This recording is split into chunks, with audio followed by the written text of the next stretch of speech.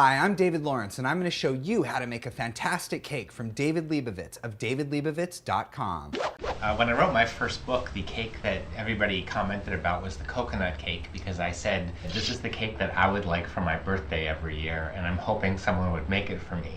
Of course, it's been about 10 years since I wrote that book, and not one person has made me that coconut cake yet. Okay, so the first step to making this cake is to make this beautiful coconut custard. And to do that, we're going to start off with a little slurry. And don't let that freak you out. That just means a little bit of milk and a little bit of cornstarch dissolved together. And in this saucepan, I've got some whole milk and some sugar just heating up just below the boil. And what this is going to do is this is going to thicken this up and make this into a beautiful silky custard. So now the mixture's come to a boil. And what we're going to do is we're going to add this to some egg yolks really carefully. Now, whenever you add hot liquid to egg yolks, you want to go nice and slow, and you want to whisk the entire time.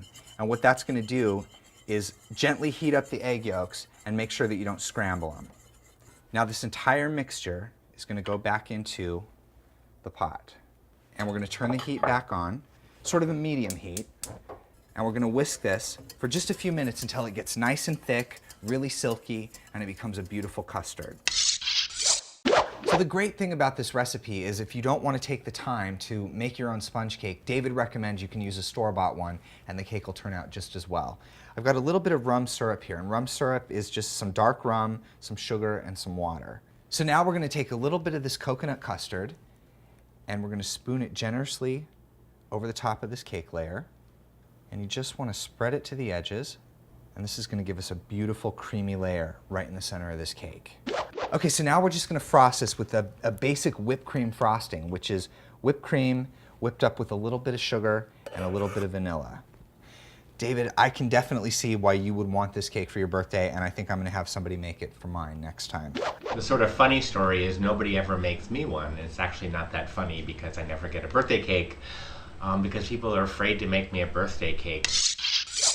Okay, so the final step for this beautiful cake is toasted coconut.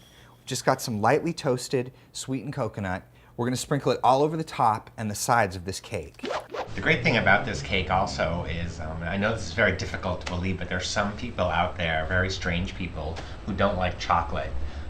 So you could serve the cake with a nice scoop of chocolate ice cream or chocolate sherbet alongside, or you could serve vanilla ice cream with it. It's just as good. David, that is a beautiful cake. So why don't you guys at home give it a try and let us know what you think.